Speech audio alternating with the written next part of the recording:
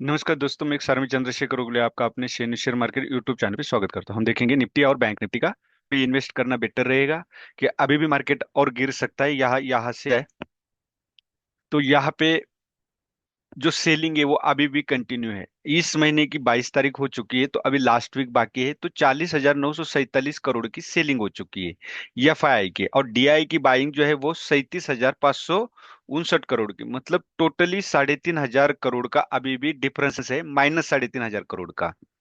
तो फिर भी इंडियन इकोनॉमी ये स्ट्रांग हो रही है, तो इससे घबराने वाली बात नहीं। लेकिन अभी फ्रेश एंट्री करनी कि नहीं करनी है हम टेक्निकल एनालिसिस से जानेंगे। फंडामेंटल हमें करना सही नहीं है, क्योंकि सेलिंग कंटिन्यू जारी है। कम से कम बाइंग ना हो, लेकिन सेलिंग रुकनी चाहिए।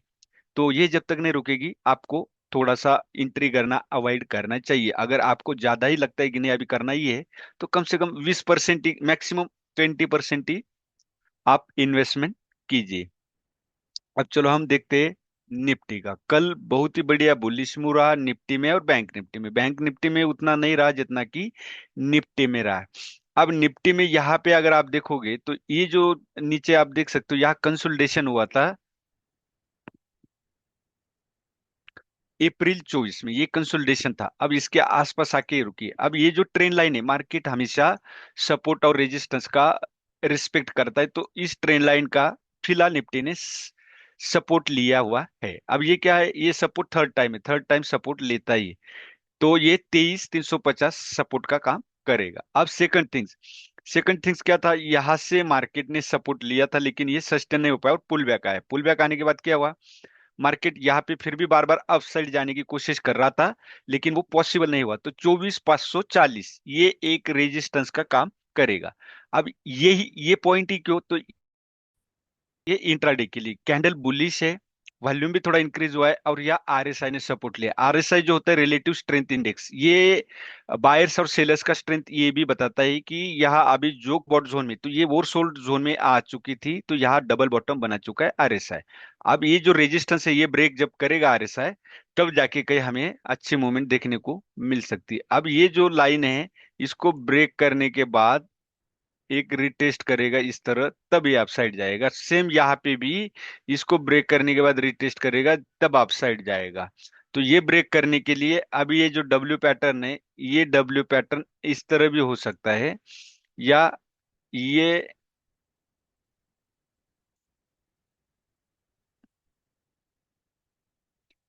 ये जो डब्ल्यू पैटर्न है, ये इस तरह भी इस तरह भी आ सकता है। या तो ये डब्ल्यू पैटर्न अब जिस तरह से है, यहां से यहां तक आ सकता है और अपसाइड जा सकता है। तो ये हो गया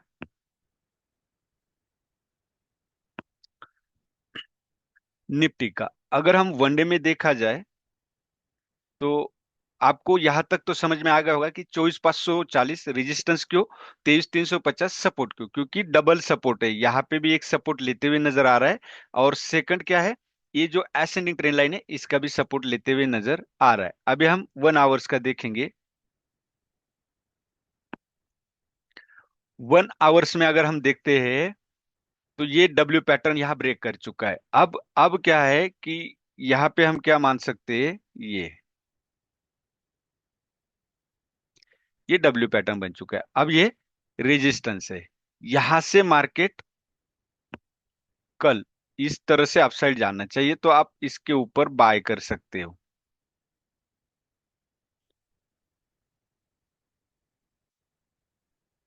बाय किसके ऊपर आप कर सकते हो, 23,961, मतलब 24,000 के ऊपर आपने बाय करना है।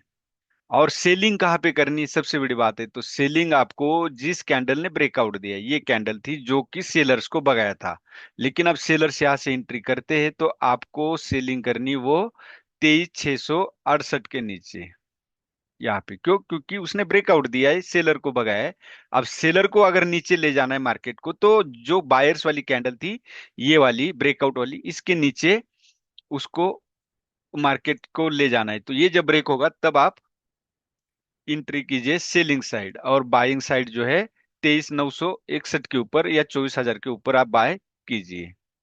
ये हो गया निफ्टी का। अब बैंक निफ्टी। बैंक निफ्टी में भी सेम 52,600 ये रेजिस्टेंस का काम करेगा। आप यहाँ पे क्लियरली देख सकते हो, बार बार मार्केट यहाँ से वापस हो रहा है। अब सेकंड थिंग्स क्या है, मार्केट यहाँ सपोर्ट कर रहा है 49,650 पे। अब जो बाकी है 50,500 और 51,271, ये दो इंट्राडे के, लेकिन मेन 49,650 और 52,600 जो मैंने बताया निफ्टी में असेंडिंग ट्रेंड लाइन है। मार्केट हमेशा सपोर्ट और रेजिस्टेंस का रिस्पेक्ट करता है, क्योंकि यहाँ पे प्रॉफिट बुकिंग होती है, मार्केट आपको अपसाइड जाता है, हो सकता है ये यहाँ रिटेस्ट करके यहाँ नई फ्रेश एंट्री हो सकती है। तो अभी भी मैं यही कहूंगा कि थोड़ा सा आप मार्केट से बाइंग साइड से दूर रहे। आरएसआई भी आप देखोगे तो यहाँ इस ट्रेंड लाइन को जब तक ब्रेक नहीं करेगा तब तक आप आरएसआई, आरएसआई भी यही इंडिकेट कर रहा है कि अभी भी एंट्री करना ठीक नहीं। लेकिन एक पॉजिटिव पॉइंट क्या है आरएसआई में, अभी भी जो प्रीवियस हायर लोस था वो ब्रेक नहीं हुआ है।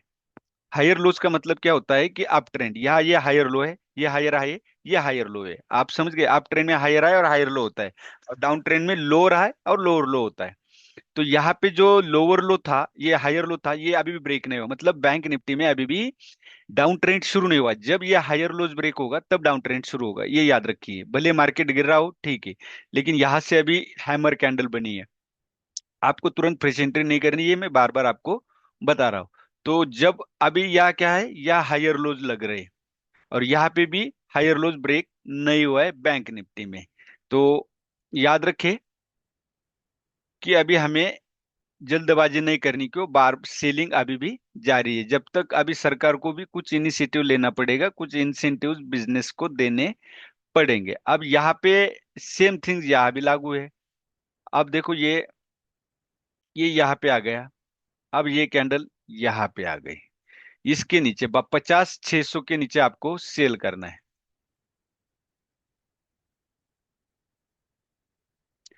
50,600 के नीचे आपको सेल करना है, और बाय कहाँ पे करना है, आपको बाय करना है 51,268, मतलब 51,270 के ऊपर आपको बाय करना है। क्यों? क्योंकि ये नियरेस्ट स्विंग हाई को ब्रेक करने के बाद ये सस्टेन होना चाहिए। अगर ये नहीं हुआ, यह क्या बायर सेलर्स की टक्कर थी, इसके ऊपर क्लोजिंग देने में वो सक्सेस हुए, मतलब बायर्स सेलर्स पे हावी हो चुकी है। लेकिन अगर ये 52,600 ब्रेक होता है तो समझ लो मार्केट डाउन जा सकता है। फिर उसके बाद अगर आपको डाउन पोजीशन लेनी है तो ये जो असेंडिंग ट्रेंड लाइन है, इसको ब्रेक करना बेहद जरूरी है।